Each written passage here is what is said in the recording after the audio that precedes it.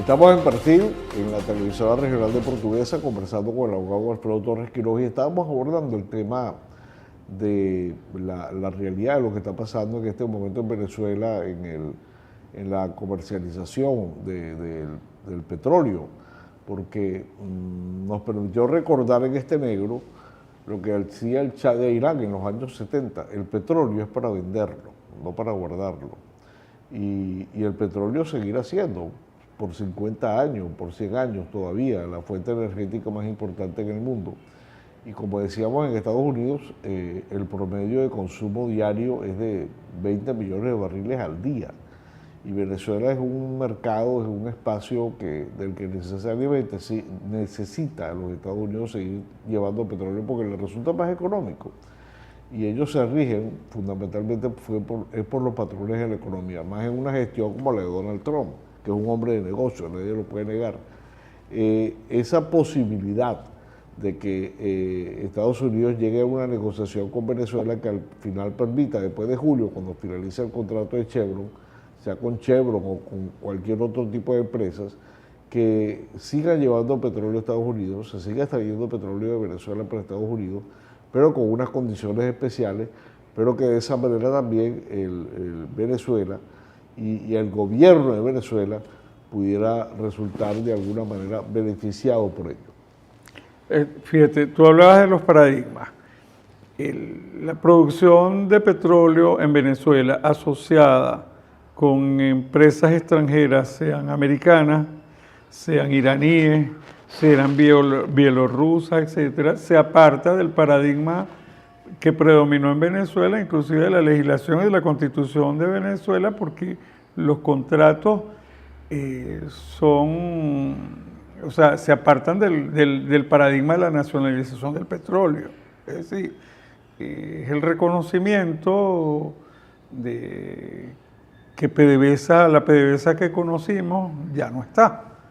En todo caso, es un recurso que tiene el país que lo necesita para tener el flujo de caja necesario para que el Estado opere y para que la sociedad opere.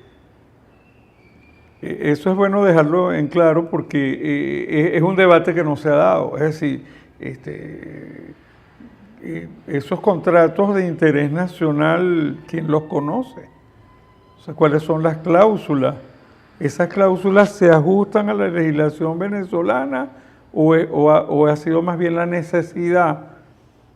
Y bueno, sospechamos que le hemos pasado por encima no solo a la tradición venezolana en materia petrolera, le hemos pasado por encima a la legislación y bueno, hemos hecho contratos pragmáticos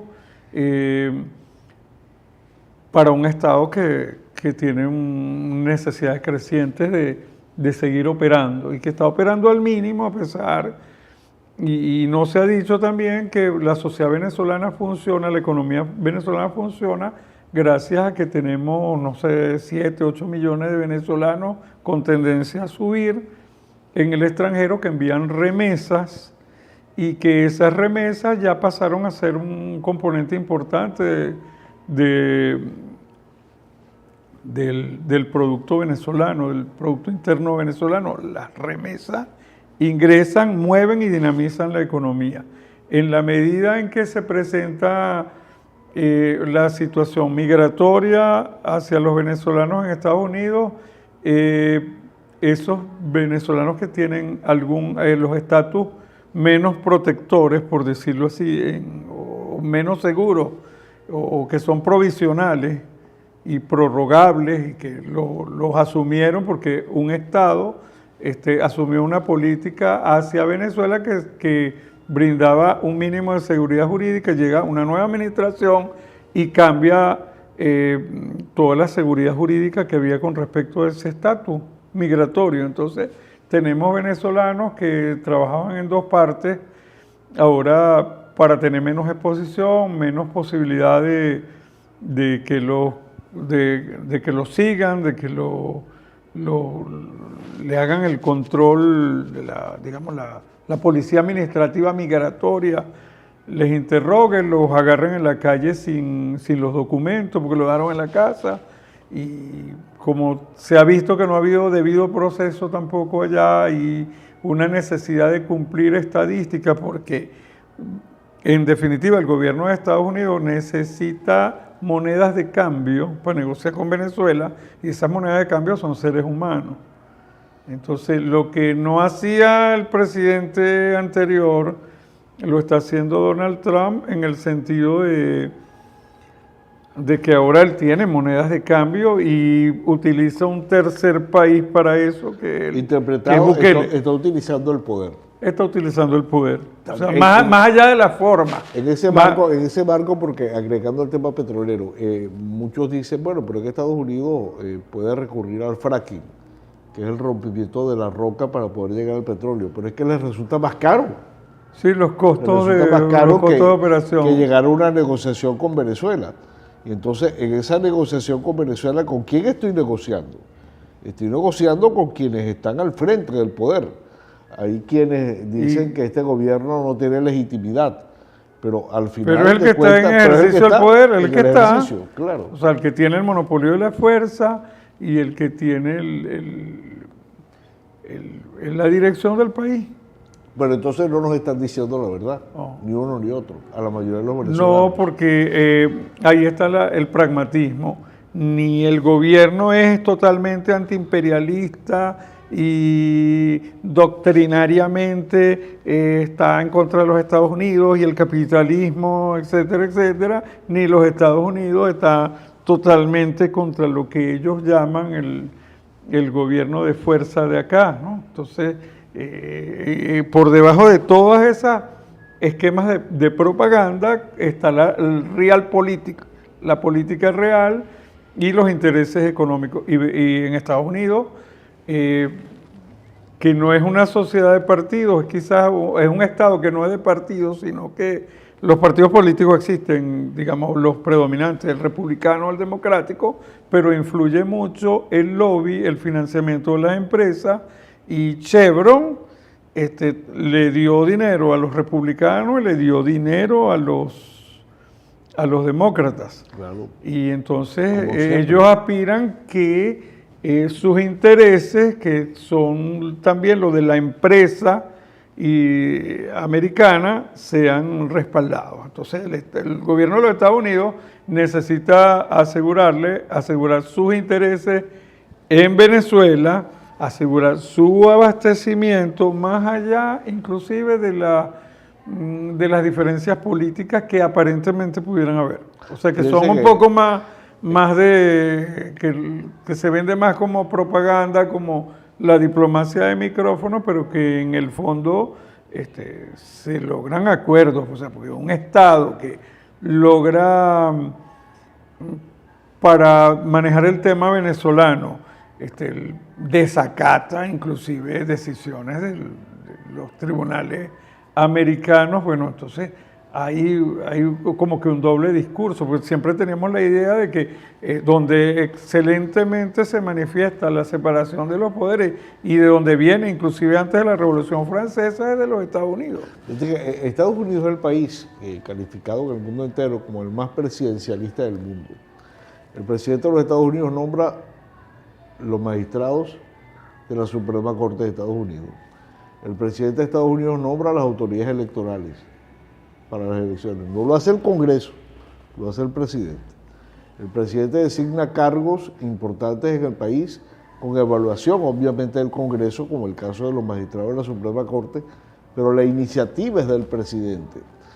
En el caso de Francia, que es un país semipresidencialista, ellos tienen el sistema parlamentario, sí, pero sigue existiendo la figura del presidente, que tiene un papel muy importante en materia militar, en materia de política exterior. De política exterior, pero en materia económica y en materia de gobierno lo maneja el primer ministro, cosa que lo absorbe totalmente el Reino Unido, por ejemplo, o como el caso de Italia.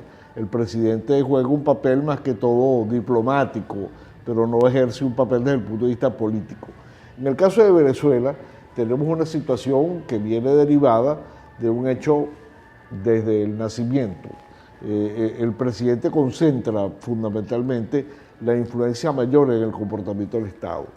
Y vemos una concentración muy importante en las autoridades venezolanas alrededor de la figura del presidente. estamos en unas elecciones presidenciales, pero pareciera que no hay elecciones, unas elecciones de autoridades regionales y parlamentos, pero pareciera que no hay elecciones.